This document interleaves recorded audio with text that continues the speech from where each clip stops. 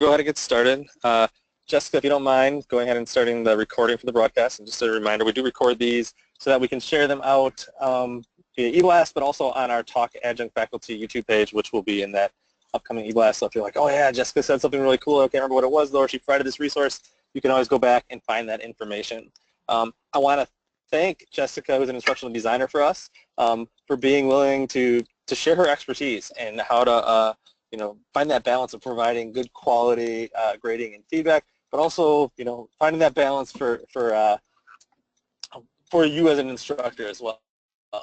And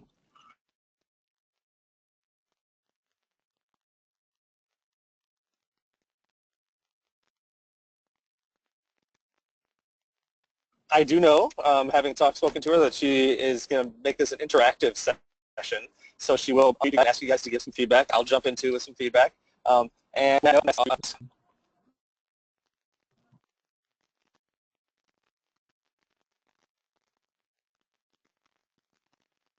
all right, so welcome everyone. I wanted to let you know that on top of being a senior course builder, I do have some teaching experience at the college level. So what I've done today is I've put together a presentation to talk about some of the similar issues that we are going through in providing written feedback. And I named it kind of a Goldilocks theme because a lot of the things that I've heard is whether you're giving too much feedback and they're feeling overwhelmed, or maybe you don't have enough time to provide the amount of feedback that they want, or you're giving too little feedback, maybe just following the rubric or putting a comment or two within the rubric and not enough models to go off of. So for each of my slides, I have a little bit of information and then an italicized question at the end, more as a conversation starter to make sure that we are able to share all of our questions and experiences in the classroom.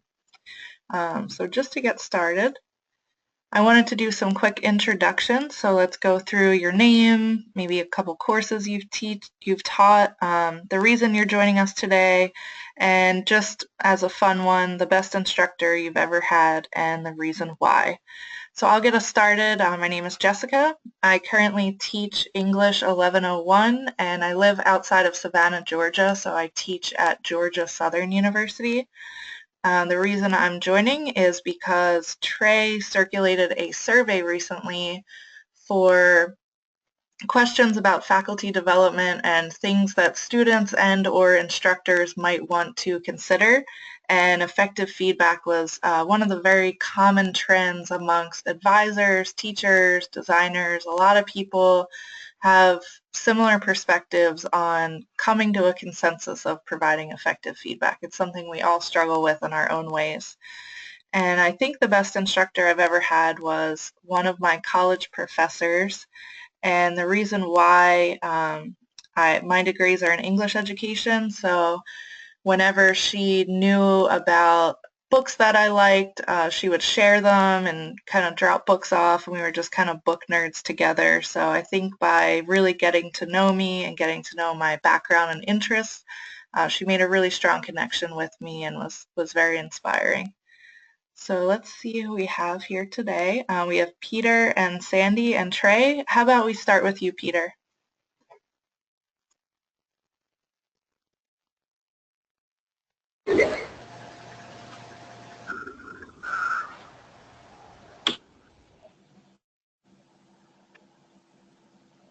Do you want to run through a quick introduction, Peter?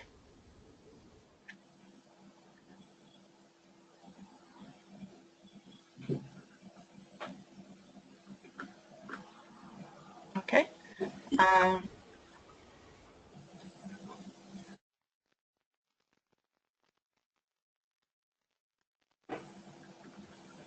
Sandy, would you like to introduce yourself? Sure. My name is Sandy Coyne. I teach in the School of Health Service Administration. I teach HSA 300, which is a management course, and then 460, which is a marketing course. I tend to teach business courses. I'm a business instructor by training, but I have an MBA in healthcare, and I love healthcare. So the reason I'm joining today is that I really want to get better at providing assistance regarding writing. I teach research dominant courses, and so I have to rely on APA. And it's a real struggle for students. I'm always looking for better and more inventive ways to deal with it, but also to have students feel like I do that it's a really positive thing.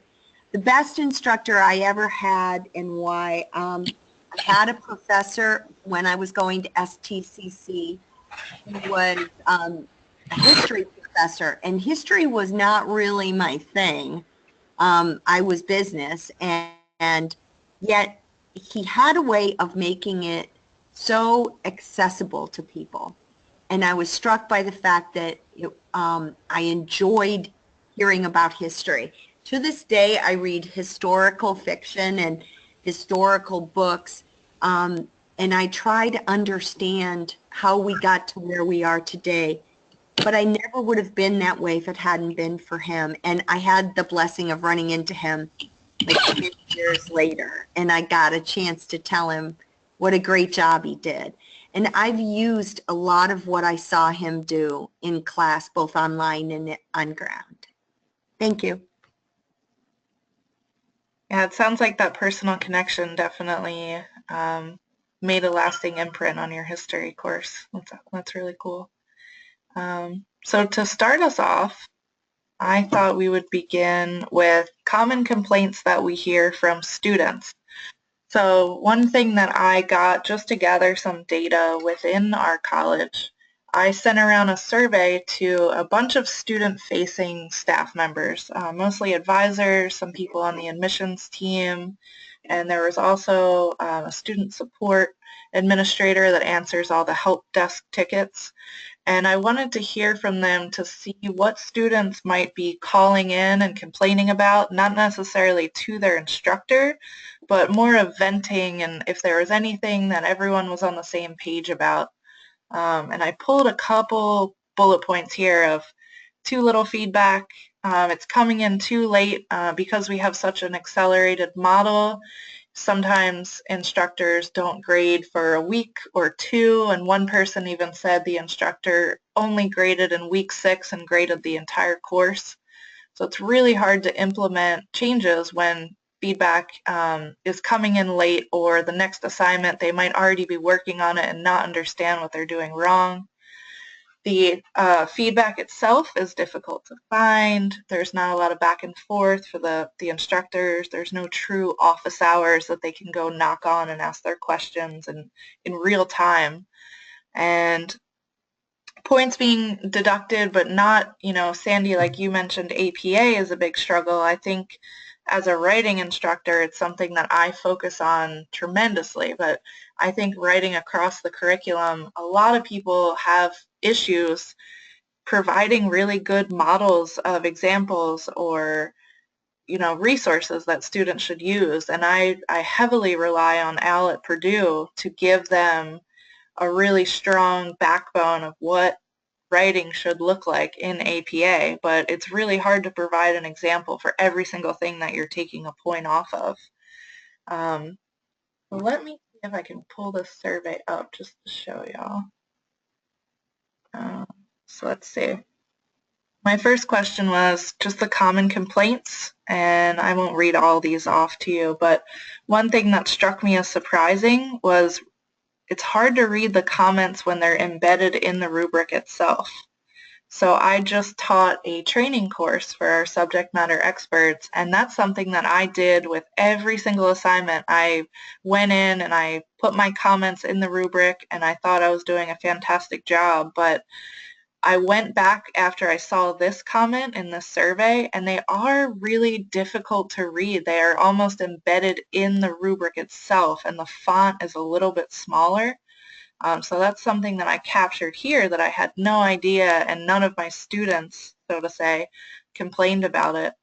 And I think going back to the sweet spot, there's some people that said brief or generic feedback. Maybe they copy and paste the same thing for everyone that got a B, or copy and paste the same thing for everyone that missed one element, and it's a little bit too vague and not giving enough clear expectations of what they need to get to the next point. This is that one instructor that didn't grade until week 6, which would stress me out if I were a student. The tone of the feedback, which is something that I'll talk about in just a couple slides, it's really difficult to give, especially critical feedback, and tone your writing in the right way with your suggestions for improvement. And this one was a really long comment, but they basically said they're not getting enough written feedback, but sometimes they get so much that it's overwhelming. So that's probably a struggle that a lot of teachers face, of giving them enough feedback to improve week to week, but not giving them so much that they just essentially crinkle it up and throw it in their backpack. Then I went on to see what they think poor written feedback looks like. So they said not being specific enough, just giving a quick sentence or great job. So something that the discussion boards, they have to reply to their peers, and if we see them say great job, we don't think that's a good response. But for some reason, a lot of teachers just write great job in their rubric, so it's a little contradictory. Another just great job, or the timeliness of it, not personalized enough. So again, copying and pasting and not really making the student feel like their individual assignment is being analyzed. And then on the flip side, some quality feedback. Having some kind of open door policy where students can email their instructor, maybe do a Google Hangouts, or reach them in some kind of way outside of a discussion board or an email, could maybe help with the timeliness of answering questions. I think good resources for MLA and APA, so there you go, Sandy. Other people are on the same page. And I think once we're able to build up some really quality resources that we're sharing with our students, it would be a good idea to share it with other teachers as well. So we're not reinventing the wheel, and so that we're all sharing consistent resources for these things that they'll be using throughout their entire college career. So let's scoot that over. And I wanted to know what you hear from your students, whether it echoes the survey results or if it's something totally different. So what do you think?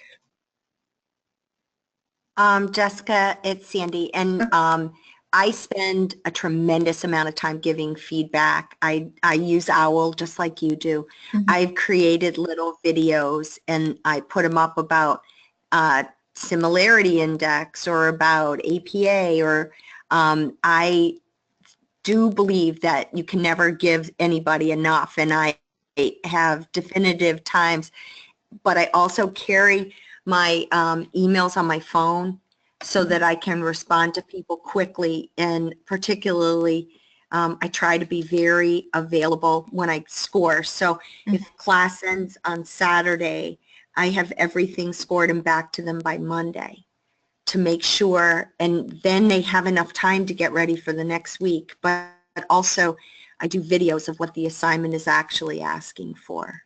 I love that. So do you do videos to run through the assignment prompt, or do you do videos to give them their actual feedback, like you look at their paper and provide feedback? I usually offer students the opportunity to talk with me at night or in the morning. I make myself available. I work, you know, my morning is fairly flexible, so I make arrangements to either talk in the morning if that's better or at night. But I do give them, most weeks I give them a video with here's what to look for. What I am finding is many times our questions for our assignments in HSA, oftentimes there's 5 questions, but I was finding that students were answering 2 and then closing. And what I realized is they really weren't getting that, you know, the quality assignment was going to be to answer all of them. So I started redoing this video every time about the assignment so they'd see all the pieces, separate slides, so they would give equal time to the, because otherwise they could end up with a paper that starts out great and ends up with a poor grade because it's not all there. Yeah. And what tool do you use for your videos? I use Screen-O-Matic or Screencast. Trey taught me how to do it. It was the greatest thing. I love it. I use it all the time. Yeah, that's definitely one of my back pocket resources, and we're actually in conversation to get it at a university level so that we can all have it and share it and use it because it's so user-friendly. It is. And I felt so empowered because it was so user-friendly that I used it even more. And now I have a pretty good, I think, for similarity. And Turnitin is a huge issue. People don't know how to use it. So I'm trying to really help them to understand the power of APA, but also the power of similarity and how a sophisticated paraphrase is so much better than this big, long, dangling quote where you just copied somebody else's words. And I find that's pretty successful. I don't usually get a lot of complaints about feedback, and I don't put it in the rubric. I put it in the bottom where it says comments after the rubric. Yep. I leave papers untouched because I think that's most respectful. And I just give very long feedback in the comments, and I've had good feedback about that. That's excellent. Thank you. Yeah, Of course. I'll jump in with some ideas as well, kind of going in a different direction. I try to provide both personalized feedback, but also some copy and pasted feedback. And like my copy and pasted though is more focused on thinking about this assignment that they did and how can they delve deeper. So a lot of times, kind of like what you were saying, Jessica, before, you had this instructor who would be like, oh, you should check out this book, you should find that connection. So like I'll be like, okay, they did this assignment, in psychology, and I'll be like, oh, there's this really cool TED Talk that talks about it in a different way. So I'll say, here's your personalized feedback, and you might want to check out this TED Talk, and I can just copy and paste that in, which saves me a little bit of time, but also makes the assignment as kind of a stepping stone to even further learning and more interesting learning. It may not be really, it's more of a nice to know than they need to know, so I don't want to make it as a primary thing everyone has to do, but it kind of inspires them sometimes to delve deeper, and I get good feedback saying that they really like that component as well. But I think it is important to, like you saw from your feedback, if it was just that copy and pasted part, it becomes generic, and they miss out on that personal touch. Yeah, I think that's really important in the online environment because it's not someone handing you a paperback and showing you marks that they look through everything, but even including that little video shows them like, wait, they're making a connection to what I'm writing, and they're paying attention to the concepts that I'm trying to deliver. So I really like that idea. The next slide I had was complaints. So I've heard a lot of people struggle with time. For me specifically, I teach writing courses, and it's a writing intensive course. So we write, 3 5-page papers per semester. And on the grading side of it, it is pretty intense to take struggling writers and give them resources, feedback, everything that they need to master the concepts of writing and apply it to other courses that they might be in. So a couple questions I had were, do students actually read the comments? And do students actually implement the changes? Because Sandy, like you said, Turnitin is a great resource, and one of the things I try and do in week 1 is set up Turnitin not as a aha, I caught you kind of thing, but to show them what it looks like from my perspective when I open their paper and turn it in, the exact URLs that show up, and show me where they copy and pasted from, because they try and be slick and just switch a word or two, and I can see it's a 90% match coming from this one place because they took, a 3-paragraph quote, and I use it as a teachable moment to say, write whatever paper you want, and then we come back to it the next week and take a look at it and dive deeper in Now, how can we use Al at Purdue to write a second draft that doesn't show up with higher than even a 30% match? Because I think that would probably be my cutoff for a quality paper. Anything higher than 30 is not properly cited. So what were some of the complaints that you have in your classroom or from your perspective as an instructor?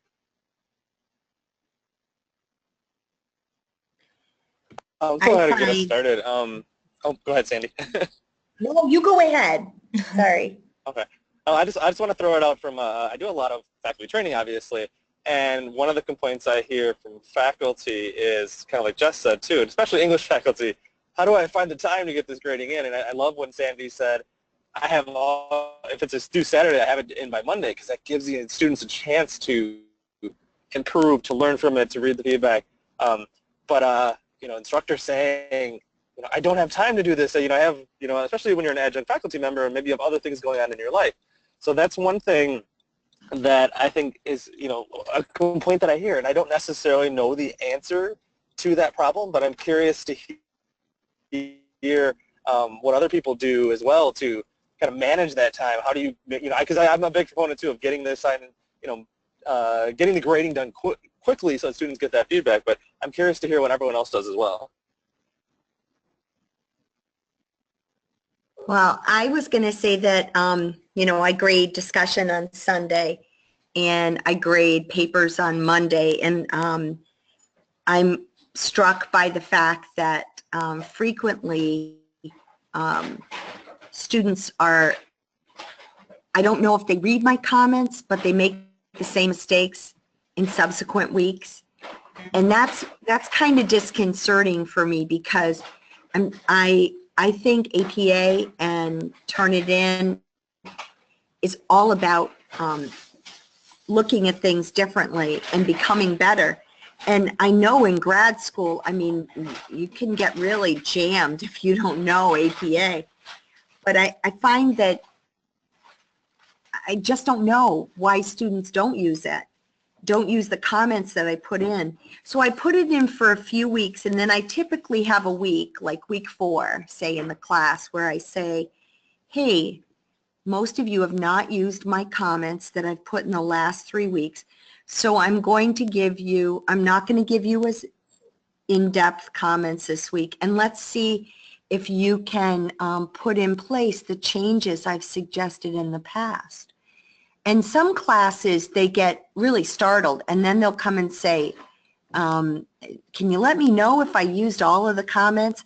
And you can tell who's reading the announcements and who's not. Mm-hmm. I think announcements is where we really influence students. That's the only thing I worry about, that they don't take advantage of all that they're offered to be better at what they're trying to do. I love that, pushing them, like you're going to them in a way that's like forcing them to wake up. So I just wanted to say I really love that idea. And I tried to do something similar early in the session, but I just made a little video that it says, it's just me saying, hey, you, check the feedback. And I just email that to everybody in like week 2. And then, I feel just kind of reinforcing it that way. And then reinforcing it in the announcements and continually doing that. So any way we can startle them back into getting out of that blaze of like, oh yeah, the same routine, which routine is good in online classes, but it can sometimes, again, keep them from taking advantage, like you said, of some of those opportunities. So I love what you're doing, Sandy. Yeah, Thank you so much. I think that's a really good temperature check too, because having that small freak out moment shows them the responsibility for their learning that they really have to take. I've heard too many students say, this instructor gave me a B or a D, and it's really, you earned a B or a D, and giving that feedback to them is helping them get to the next level, to get an A on the next assignment. But if they don't pay attention to it, it's really their own effort to go in there and apply the changes that are given to them. So I really like both of them. I like your suggestion, Trey, because I think it's just a personal touch instead of a computer telling you you need to check or your grade has been submitted. it's a little quirky at the same time of you kind of hear your instructor's voice, you might see their face depending if it's video or audio, and it's just a good ping reminder that's friendly and gives a good personal touch to the classroom. So thank you both. I wanted to add one more thing in about that too, because I think not only telling them to check their feedback and like they can, but one thing I try to encourage them to do too is I say, okay, at one point I'll say, hey, if you check your feedback and you fix this assignment, I'll give you some points back. Sometimes I do it like all the points. Sometimes it's, we'll average the 2 grades. But it gives them that little extra incentive to find out, hey, why did I get a 75% on this? Oh, yeah, now I can go back and they learn from that mistake too. So I think that's a powerful tool as well. It gets really time-consuming if you do it all the time, but it can be a great way to incentivize a good reason to go back and look at the feedback, not only from week to week, but within the week. I actually had a teacher in grad school that you either got an A or a 0. It was either 100 or a 0. And I mean, we were in the College of Education, so everyone was so assessment driven and like lost their minds when this concept came out. But I think it went along those lines, Trey, where you have to give the product that they're looking for in order to pass the class. So we would get our papers back and some of us would get 0s, and it would force us to take that feedback, think about it, rewrite, implement the changes, make sure that we're looking at the rubric and every point that was deducted and really reflect on how to improve. And then we had a couple back and forth and we were able to get that 100 instead of that 0, all because of the feedback and how it was directed at us. Okay. The last thing I wanted to talk about was some of the resources that we have. One of the administrators at the college recommended Crocodoc, and I've never used it personally. I'm more of a track changes in Word kind of person, but she had really good things to say about it, and I think it's worth checking out if you haven't heard it. I'm definitely going to check it out on my end as well. We all have the rubrics, which are pretty good for standardizing the grades and giving us somewhat of a starting point to our feedback. Sandy, like you said, at the bottom, there's that comment option. So it's kind of like when you get a paperback that's been printed out and that has that paragraph at the end. That's really the beefy part of the feedback, I would think the most read feedback. We have video options where Screencast-O-Matic is my personal favorite as well. It's free, it's user-friendly, it only gives you a couple minutes, which is a good thing because you have to summarize what you're saying, and it gives you the option to pull the students' feedback up on the screen, or rather their paper up on the screen, and you could just highlight the places that you would have made track changes and speak to them. So you could use Screencast-O-Matic for video announcements, for reminders. You could make a video teaching them how to use track changes. Even as simple as turning it on is something that I've had students struggle with.